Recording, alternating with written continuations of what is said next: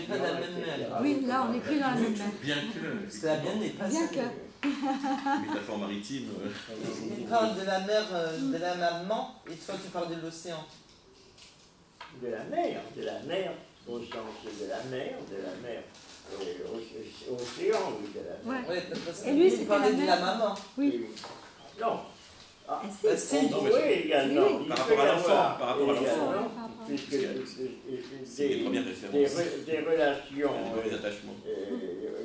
dites océaniques à la mer, que je crois que Avec les c'est sensations, Jung qui a utilisé cette expression, j'ai l'impression, ou quelqu'un d'autre, je ne me rappelle plus. Vous trouvez dans le C'est musée des parfums. une impression océanique de retour au sein maternel, qui est à l'origine, un petit peu, on le sait très certain, de toutes les odeurs et de toutes les préférences de ce point de vue, d'un sens qui est essentiellement subjectif, tout en étant très objectif ou objectable, il est fondamentalement subjectif. C'est à partir des odeurs qu'en fait, que quelqu'un peut déterminer le propre de sa sensibilité. C'est-à-dire on est sensible à telle odeur. Tu parlais de Proust, justement, il y a une sensibilité qui ne va pas jusqu'à le sentiment océanique du sein maternel, mais qui enfin remonte malgré tout à la madeleine, au thé de l'enfance, donc à un certain goût qui tient, qui évoque la sensibilité du thé, la sensibilité de la madeleine. Quelqu'un qui ignore totalement ce que ça peut être que le goût de la madeleine en tant que madeleine gâteau, ou le thé en tant que thé. Mais sans odorat, la madeleine, elle n'est pas possible. C'est pas l'incapacité de comprendre ce que veut dire Proust, c'est évident. Et seulement il le comprendra en le transposant sur quelque chose d'autre qui pour lui. Mais oui, je pense que j'ai toujours pas compris le problème. On ne peut pas, sous prétexte que quelque chose ne porte pas encore de nom et on renvoie à autre chose. Parce que sinon, il faut fermer toute la philosophie finalement. Hein, parce que tout renvoie à autre chose. Alors, si on prend la linguistique, un signe renvoie à un autre signe, on est bien d'accord. Mais ça, c'est pas un argument, à mon avis, pour ne pas parler d'une esthétique olfactive, puisque le problème est toujours le même. C'est-à-dire, on ne peut pas non plus fixer la signification d'un concept une fois pour toutes. C'est ça notre grand problème avec Hegel, ça l'a toujours été. Et ce que je voulais dire, ce qui est très intéressant, le Grand Musée des Parfums ici à Paris, qui est ouvert, je pense, tous les jours sauf le lundi, on peut faire un test olfactif, c'est-à-dire qu'il est renvoyé, et on fait un test, et tu... Excuse-moi. Kant identifie le jugement esthétique au sans concept. Mais là, il faudrait même aller peut-être plus loin, c'est-à-dire c'est pas seulement le sans concept, parce que le sans concept va revêtir des choses qui sont très... dans l'analyse esthétique, justement, du point de vue de l'art, sera parfaitement possible, comme un tableau, un monument, une statue, etc. Une ville ou des objets de la nature. Tandis que là, on atteint avec l'odeur à quelque chose qui est non pas seulement sans concept, mais au fond très singulier dans la subjectivité, qui n'est pas universalisable. Il n'est universalisable que par la singularité, c'est ça. Tandis que dans le reste, c'est pas tout à fait la même chose. Si tu veux dire quelque chose par rapport à ça? Toutes les personnes admirent, par exemple, je ne sais pas, le Parthénon, par exemple, ou un coucher de soleil. Non, il peut ici surtout. Uniquement si tu as... frappé surtout par un coucher de soleil. On est uniquement, ça c'est culturel. Mais c'est universel. Mais le sans concept de l'odorat, on pourrait dire simplement, chaque personne a son odorat, a son odeur et sa sensibilité odorante propre, et qui l'identifie en tant que singularité, jusqu'à aller par exemple au fait qu'il est possible que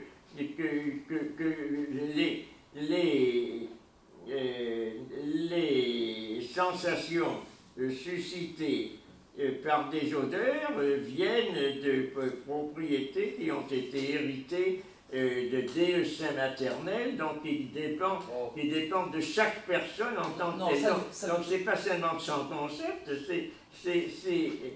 mais c'est pas universalisable justement, parce que ça définit la singularité de chacun. Si tu prends l'analytique du sublime, si tu prends l'analytique du sublime chez Kant, l'analytique du sublime chez Kant, tu peux très bien avoir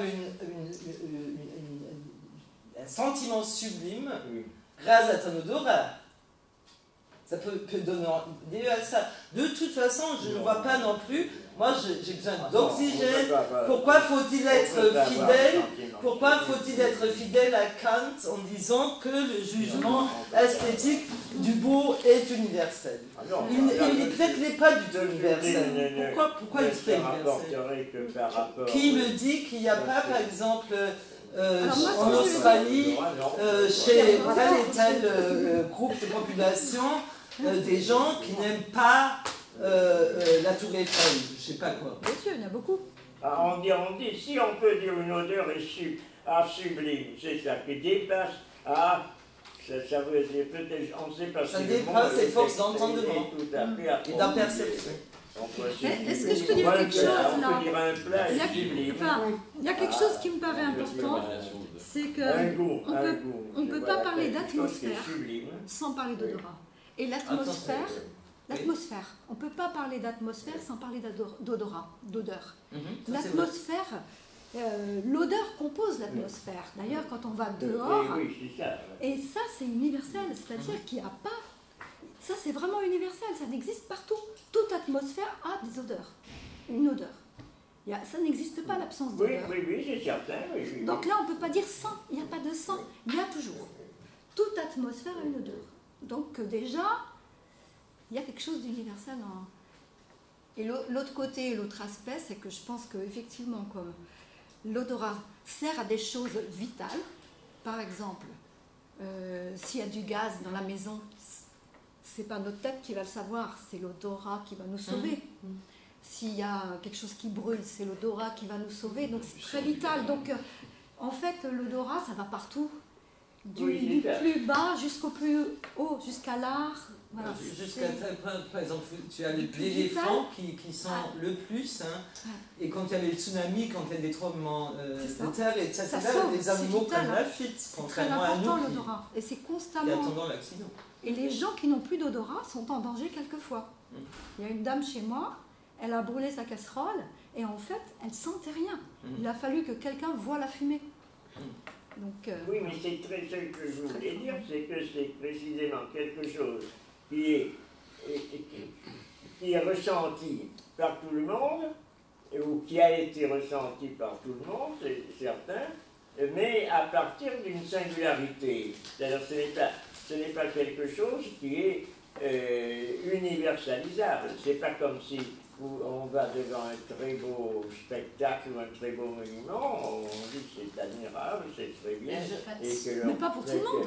Et que l'on exige intérieurement que tout le monde le ressente. Pourquoi es-tu si sûr de cela? Qu'il y ait des jugements du universel. Je ne suis pas sûr, il n'y a pas forcément tout le monde qui va partager le même goût. Il ne croit pas du tout à ce sens commun du jugement. Et là, la grande parfumerie, c'est une prétention. Une prétention universalité. La prétention, une exigence. C'est une présupposition.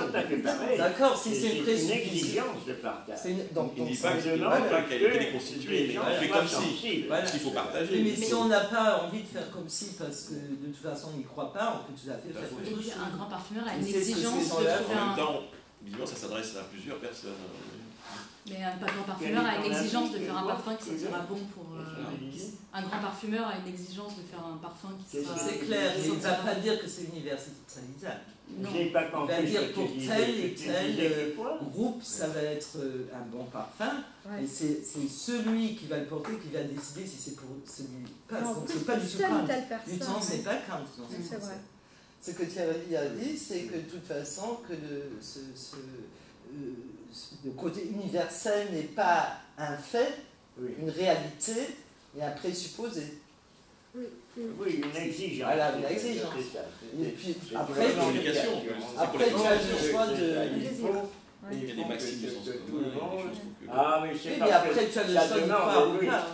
Ça repose effectivement sur une appréciation. C'est pour ça que c'est très difficile. On en avait parlé déjà au début. Et on y revient en permanence. Forcément, que de déterminer le goût d'une façon objective. C'est certain. C'est pas possible. Ça existe à des époques où on s'entend sur le goût. Où il y a une société assez stable et assez structurée, comme à l'époque classique, ou en Grèce, ou à l'époque de Kant, où il y avait, en dépit des guerres et tout, il y avait quand même une société qui donnait le ton et qui donnait qui faisait la qualité d'une œuvre, qui déterminait quand même d'une certaine façon autoritaire à partir des gens de bon goût. Oui, mais justement, c'est pas fondé. Donc cette universalité du goût sur laquelle que Kant pensait pouvoir compter n'est pas absolument assurée. Et c'est pourquoi le Fourier, qui a toujours le mot pour être caustique, revendique dans les quelques notations qu'il donne à ce propos-là, le droit, mais c'est à propos de la cuisine, le droit au mauvais goût. Il dit on a parfaitement le droit d'avoir un mauvais goût, on n'est pas obligé d'avoir un bon goût, donc il faut que les gens puissent satisfaire leur mauvais goût, et c'est là où il parle de ces fameuses vieilles poules coriaces qui réunissent des sectaires des vieilles poules coriaces et qui ont le mauvais goût de vouloir manger. Moi, j'aime bien ces vieilles poules coriaces, en poule au pot, c'est très bon. Et de manger des parties, les coups des vieilles poules coriaces, c'est très bon. Les pâtes également, que l'on gratte et que l'on mange, et que les gens laissent de côté, sont très bonnes également à manger. Donc il y a des choses qui sont les mauvais goûts qui font... qui unissent les sectaires des mauvais goûts. Il faut entendre. J'ai crié sur les chiens tout à l'heure, effectivement, parce qu'ils vont renifler des parties malséantes, mais il y a des gens qui aiment aussi de ce mauvais goût-là. Donc il peut y avoir... Je parlais de la scatologie, il y a toute une sexualité quand même. Il peut y avoir aussi des attractions qui sont faites par les mauvais goûts. Pasolini, on peut pas savoir. Mais à ce moment-là, on est plus dans le domaine de l'esthétique selon Kant. L'esthétique selon Kant s'arrête au moment où précisément ce n'est pas universalisable, et c'est pourquoi il a été très difficile de transformer en esthétique les odeurs, parce que les odeurs appartiennent justement à ce non universalisable, et qu'elles ne peuvent pas rentrer dans l'unification d'un goût. Ça marche seulement si tu es kantien. Oui. Une fois que tu quittes Kant à ce niveau, tu as une autre liberté. Je trouve. Donc c'est là où on voit les limites. Tout dépend de ça. Lui, il n'était pas capable d'acte. Je ne sais pas si Kazumazu est parti. Qui c'est qui a laissé cette... C'est à moi, ça. C'est à lui. Je ne suis pas le gardien de mon père. Ça aussi. Je ne sais pas. Non, mais il est là, hein, Ils sont dehors? Oui. Et qu'est-ce qu'ils font? Mais je ne sais pas. Ben, je vais dire que... Il est là, Ah, tu es là. On se demandait ce que tu faisais. Et qu'est-ce qu'on avait dit? Attendez. On avait dit que les... Ah oui, c'est ça.